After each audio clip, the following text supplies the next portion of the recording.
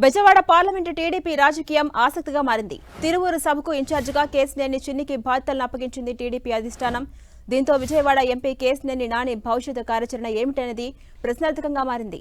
Vijayawada parliament స్థానాన్ని వదులుకుంటే నాని టీడీపీలో కొనసాగుతారా? కొనసాగితే టీడీపీలో నాని ఎలాంటి పాత్ర నిర్వహిస్తారు అనే ప్రశ్నలు తలెత్తుతున్నాయి. నాని కుమార్తె శ్వేతకు అసెంబ్లీ సీట్ ఇస్తారా అనే సందేహాలు కూడా కొనసాగుతున్నాయి. మరోవైపు నాని చిన్నిల మధ్య సయోధ్య కుదిర్చే పనిలో టీడీపీ అధిష్టానం పడింది. కొంతకాలంగా నానికి సోదరుడు చిన్నికి మధ్య కుటుంబ రాజకీయ వైరం కొనసాగుతోంది. ఇదే అంశంపై మరింత సమాచారం మా ప్రతినిధి జయరాజ్ అందిస్తారు. జయరాజ్, ఎలా చూడొచ్చు మనం ఇరువురి మధ్య ఉన్నటువంటి వివాదం తెరపడినట్లయినా?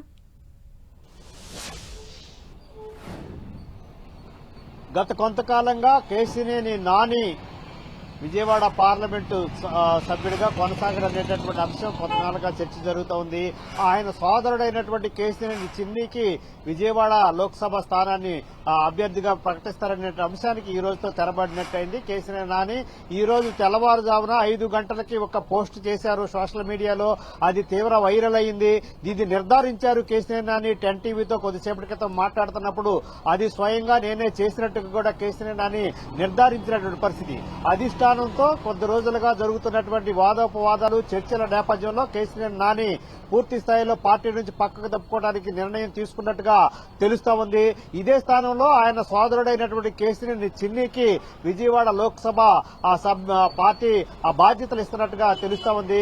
ఈ నెల 7వ తేదీన తిరువూరు నియోజకవర్గంలో జరిగేటటువంటి చంద్రబాబు నాయుడు పర్యటనకు సంబంధించినటువంటి ఏర్పాట్ల ప్రక్రియ ఇన్ఛార్జిగా బాధ్యతలు కూడా కేశినేని చిన్నికి ఇవ్వడం పట్ల పూర్తిగా కేశినేని నాని అసంతృప్తిగా ఉన్నారు. గత కొంతకాలంగా అవకాశం వచ్చినప్పుడల్లా అటు తెలుగుదేశం పార్టీని చంద్రబాబు నాయుడు కూడా విమర్శిస్తూ వార్తల్లో నిలిచినటువంటి కేశినేని నాని పూర్తి స్థాయిలో ఈ రోజు ఆయన మనోభావాన్ని వెల్లడించారు.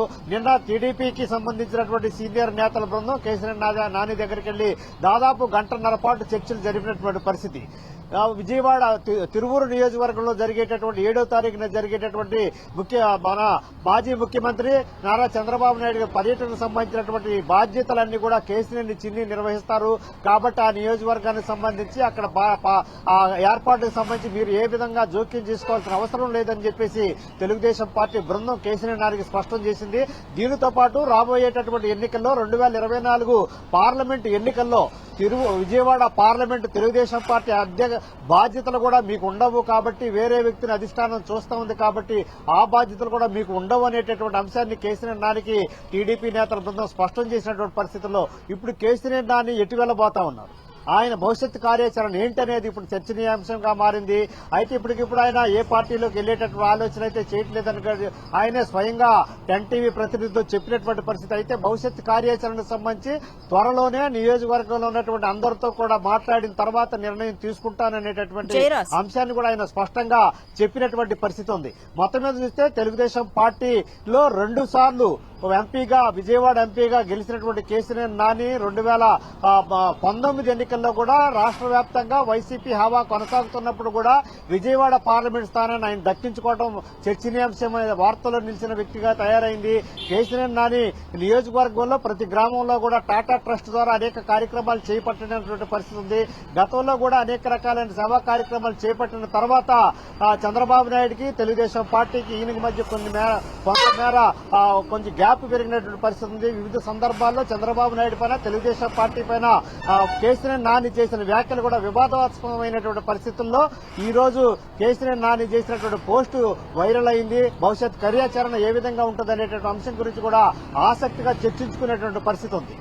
అలాగే జయరాజ్, మా ఇరువురి మధ్య ఎలాంటి విభేదాలు లేవు, అలాగే టీడీపీ ఏ బాధ్యత అప్పగించినా కూడా నిర్వర్తిస్తామని చెప్పి కేశినేని చిన్ని చెప్తున్నారు. దాన్ని మనం ఏ కోణంలో అర్థం చేసుకోవచ్చు?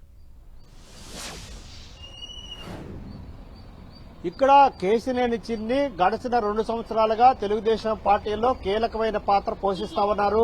ఆయన లోకేష్ కి అత్యంత సన్నిహితుడిగా ఉంటూ యువగళం పాదయాత్రలో కూడా ఆయన కీలకమైనటువంటి పాత్ర పోషించారు. ఆయన అన్ని రకాలుగా తెలుగుదేశం పార్టీలో కీలకమైనటువంటి కార్యక్రమాలు చేపడతా ఉన్నారు.